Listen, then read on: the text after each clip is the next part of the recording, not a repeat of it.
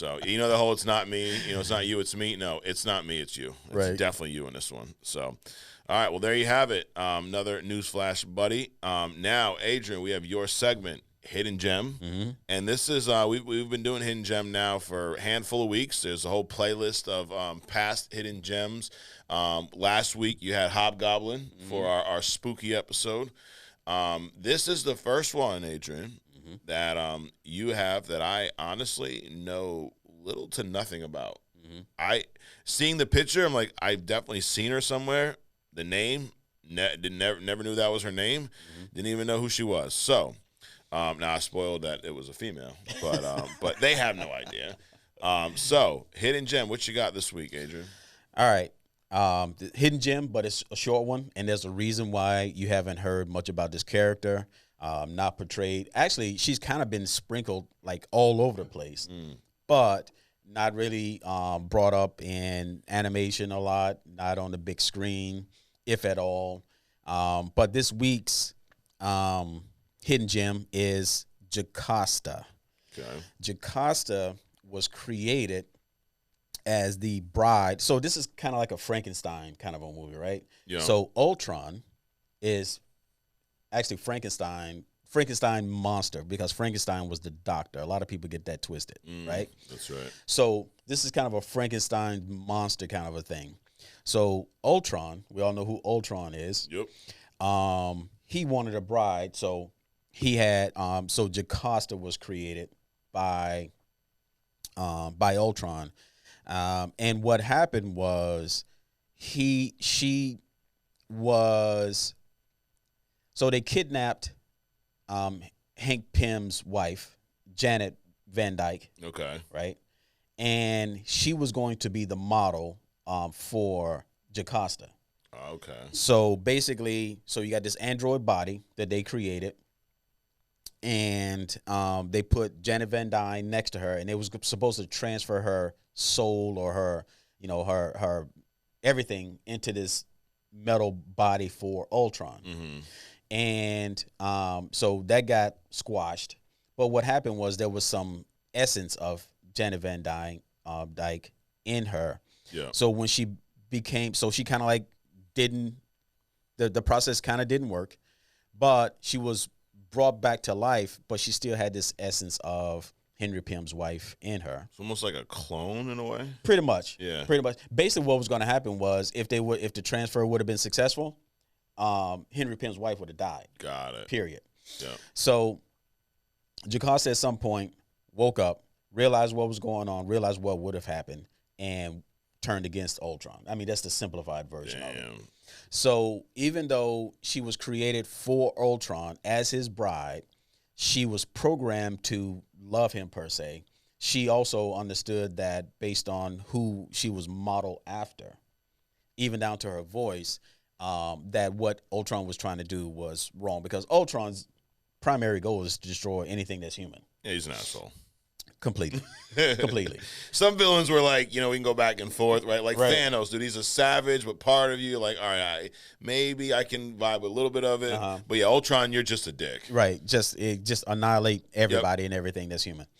So, so she went against Ultron. Now, she's also like the most sacrificial character in Marvel from my perspective, because she's died multiple times trying to protect the Avengers. She's had multiple bodies, all this other kind of stuff. But her character also introduced a wave of people. Maybe we'll have, if I say the name, it won't be a surprise later, but I'll say the name.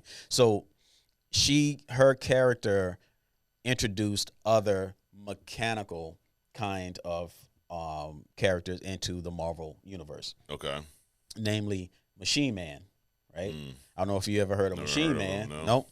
So she actually was originally interested in Vision, right? But Vision was married to Wanda, then didn't reciprocate her interest. Yeah. She kind of like, she was like never really inducted into the Avengers. She was kind of like on hold.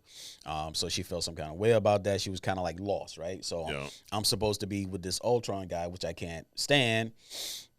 But they're not fully accepting me as an Avenger either. So she kind of like went out on her own, ran into, got hooked up some kind of way with Machine Man. They kind of like became an item.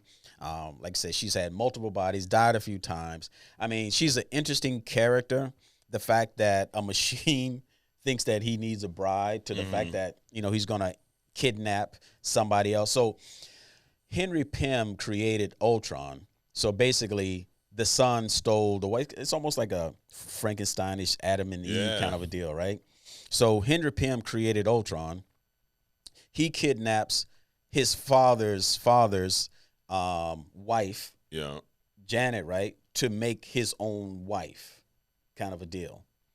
So it's interesting that Ultron thinks that, and why would Ultron, and this is one of the questions I always had, why would Ultron, who wants to wipe out humans, would kidnap a human to model his wife, to make a model of his wife? Man, so that's kind of interesting, right? I guess Janet Van Dyne was fine, right? Bro. Maybe in the comic. I mean, now she was played by Michelle Pfeiffer in Ant-Man, right? In the live action, so.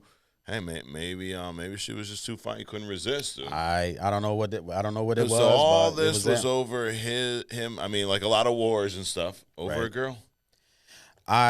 Was what over creating Ultron creating this Jocasta was all because of his desire for a little bit of android skins. Which is another thing, because again, if your thing is to wipe out humans, why would you have even that desire? Yeah. To have a companion, So it's a whole interesting thing. But what was interesting about the character to me is that it opened up a whole new type of character in the comic books. Yeah. So, we got the superheroes, Spider-Man, Superman, blah, blah, blah. We got the supervillains, Dr. Doom, da-da-da. We have the gods, we have the demons, right? And then now we got the early generation of AI. Yeah. Because once they got on the platform, they started, duplicating themselves, making their own children and doing this all, so it was an interesting character, but the reason that we don't see a lot of her is because, they underrated a lot of characters in the comics. Yeah. And she just has not come into the forefront. Like all these other characters that we're talking about, the hidden gems. So, like I said, she's died off multiple times, multiple bodies, but I think an interesting character nonetheless. I'm not saying, that I don't think this character even should have like a sidebar, like a show, but that doesn't mean that she can't show up somewhere. All the powers that you think a robot is going to have, right? Strength and vulnerability. Her skin is originally it was made out of, they said, like a stainless steel or titanium, maybe at one point adamantium. But basically she walked around the equivalent of naked, right? But she has some interesting powers built into her besides the regular android kind of stuff. The strength, the speed. She could fly. She had these internal holographic projectors, so she can make herself look human. Yeah. Right. So she can make herself look human and walk down the street, and people aren't turning around looking at this shiny, reflective android walking down the street. Heavier than most, of course, because she's pretty much all metal. Yeah. She could shoot blasts out of her eyes and hands, I believe. So an interesting power set, an interesting character. A lot of stuff around this android, connected with a lot of people. Yeah. She had, I think Ultron put something in her, all of his creations, that if something ever happened to him, they would have this innate need or want to go and rebuild Ultron. Okay. So she had that stuff built into her too. Wow. So which actually one time she had to go to the Fantastic Four because her power set started fading. Yeah.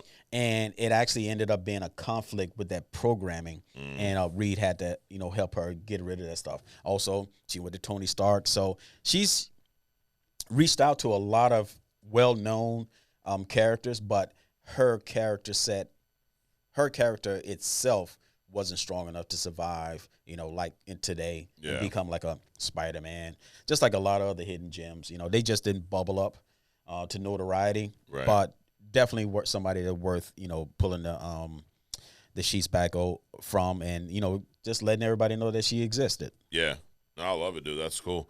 You talk about Ultron a lot when you're going through this hidden gem, and makes me think about Ultron that we saw in Avengers: Age of Ultron, which I think that's a character that they did an okay job, but Ultron could have been a Thanos level threat. Absolutely. And you were talking about Doctor Doom earlier being a replacement. I'm like, the rumor, we talked about this a lot here on the show, that after Secret Wars, they're going to reboot this whole MCU.